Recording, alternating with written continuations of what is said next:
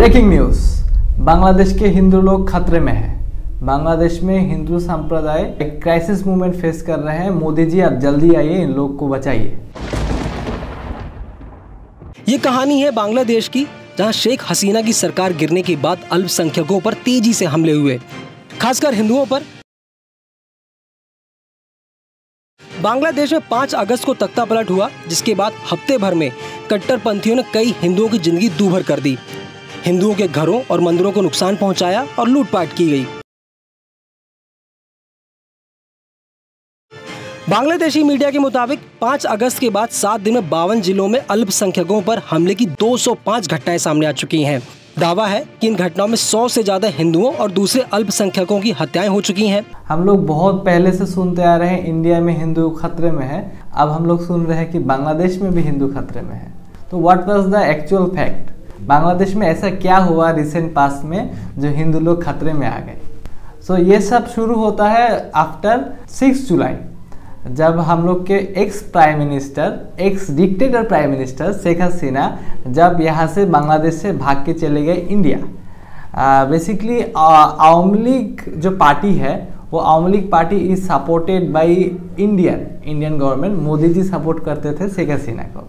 तो जब बांग्लादेश की आवाम नहीं चाहती थी कि शेख हसीना एक डिक्टेटर, एक खूनी बांग्लादेश में रहे और बांग्लादेश का प्राइम मिनिस्टर हिसाब से रहे, सो बांग्लादेश का पीपल उनको निकाल दिया यहाँ से और इंडियन गवर्नमेंट शेख हसीना को शेल्टर दिया।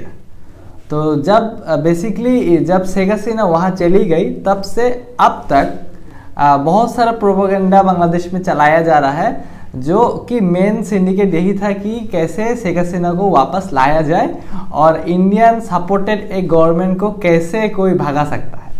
So this was the actual fact. But अभी जो हो रहा है रिसेंट कुछ दिनों से, सो वो शुरुआत वहीं से थी। बांग्लादेश के पीपल नहीं चाहते हैं कि Sheikh Hasina as a prime minister रहे, बट इंडियन गवर्नमेंट चाहती थी कि वो एज ए प्राइम मिनिस्टर रहे।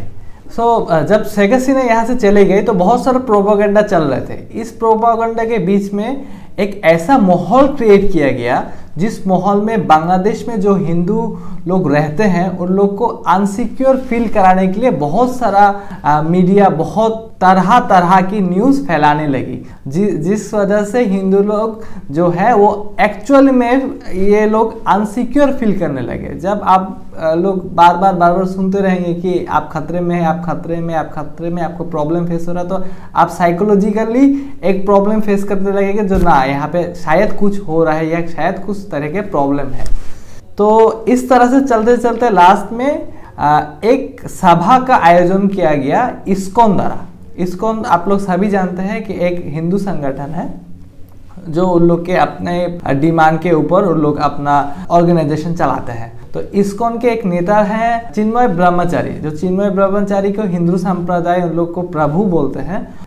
वो इस्कॉन के एक नेता है। उनके ऑर्गेनाइजेशन ने एक सभा का आयोजन किया और उस सभा में कुछ ऐसा हुआ जिसकी वजह से उनको अरेस्ट किया गया। और उनको जिसका वजह से अरेस्ट किया गया वो बेसिकली नीट एंड क्लियर थी कि बांग्लादेश का नेशनल फ्लैग के ऊपर उन लोग का इस्कॉन का जो फ्लैग है, जो भगवा कलर का फ्लैग है, वो लहराया गया और वो राष्ट्रद्रोही मामला है। वो नेशनल बांग्लादेश के अगेंस्ट एक क्राइम माना जाता है। इंडिया में आरएसएस हो या और कोई हिंदुत्ववादी पार्टी हो, वो लोग रेगुलरली इंडियन फ्लैग को नहीं मानते और भगवा कलर का फ्लैग को मानते हैं। बट ये तो बांग्लादेश में नहीं चलेगा।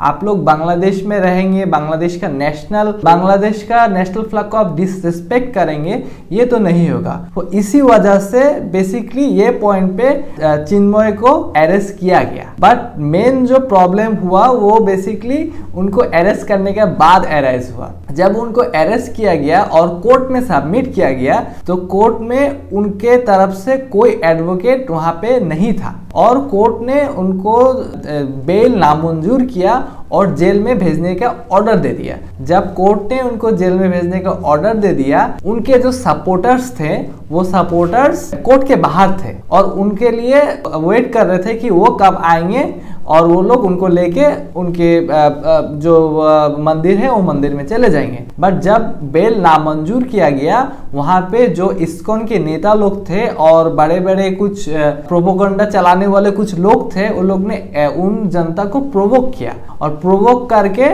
उन लोगों को ऐसा भड़काऊ भाषण दिया गया कि जो लोग उनके सपोर्टर थे वो लोग खूब भावुक हो गए और लाठी चाकू कुछ वहां पे थे कि चाकू लेके गए थे, कुछ तलवार लेके गए थे। उस तलवार से उस कोर्ट में उन लोग ने डायरेक्ट एंट्री की और एक दंगा का माहौल क्रिएट हो गया। उस माहौल में एक एडवोकेट वारदात में हलाक हो गए, वारदात में मारा गए, जो कि एक बहुत बड़ा क्राइम है। और उसके बाद ही मेनली ये सब प्रोपोगंडा चलाया जा रहा है कि हिंदू खतरे में है। बट एक्चुअल फैक्ट इज उस घटना के घटने के बाद भी बांग्लादेश के जितने सारे पॉलिटिकल लीडर हैं एंड सबसे बड़े जो चीफ एडवाइजर हैं अभी डॉक्टर मोहम्मद यूनुस, उन्होंने पूरे सिचुएशन को अच्छे से कंट्रोल किया अब तक और सबको आश्वासन दी कि आप लोग लॉ अपने हाथ में ना लें और आप लोग कानून की व्यवस्था पे पूरी भरोसा रखें। इसी की वजह से अगर ये चीज इंडिया में होता अगेंस्ट मुसलमान अगर कोई हिंदू को ऐसे कत्ल कर देता तो अब तक बहुत बड़ा दंगा हो जाता। लेकिन बांग्लादेश में हिंदू मुसलमान और जितने सारे संप्रदाय के लोग एक साथ रहते हैं, ये सब एकजुट होकर रहते हैं और अभी लोग समझ रहे हैं, अभी हम लोग समझ रहे हैं कि कोई साजिश कर रहा है हम लोग को लड़वाने के लिए। कहे कि एक एडवोकेट को मारा गया ऑन द स्पॉट, एक मुसलमान एडवोकेट को मारा गया कुछ इस्कॉन के मेंबर के द्वारा, फिर भी कोई रकम का दंगा या कोई रकम का फसाद अभी तक बांग्लादेश में नहीं हुआ, क्योंकि हम लोग जान रहे हैं कि इसके पीछे कोई और साजिश चल रही है। तो मैं इंडियन पीपल से और इंडियन गवर्नमेंट से यही दरखास्त करूंगा कि बांग्लादेश सब टाइम चाहता है कि इंडिया के साथ एक दोस्ती वाला माहौल रहे, लेकिन इंडिया अगर फोर्सफुली बांग्लादेश के इंटरनल मैटर में अगर वो घुसपैठ करता है और इंटरनल मैटर में ऐसा एक प्रोपेगेंडा चलाने की कोशिश करता है, तो बांग्लादेश इसका मुंह तोड़ जवाब देगा और दे रहा है। लेकिन हम लोग का यही कोशिश है कि हिंदू मुसलमान और जितने भी संप्रदाय के लोग बांग्लादेश में रहते हैं सब एक होके बांग्लादेशी होके रहें।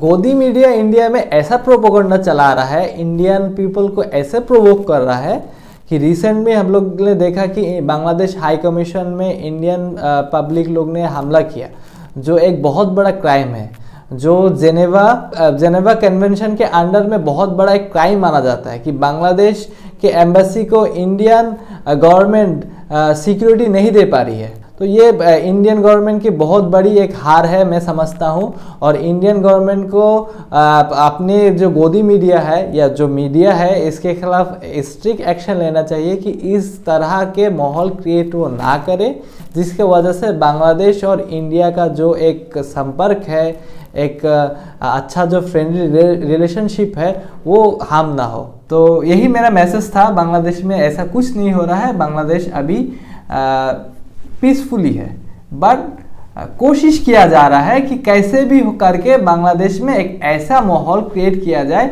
जिस माहौल के वजह से बांग्लादेश में एक दंगा क्रिएट हो, और इंशाअल्लाह ताला ये नहीं होगा। तो आप लोग सब कोई सही सलामत रहिए। अल्लाह हाफिज़।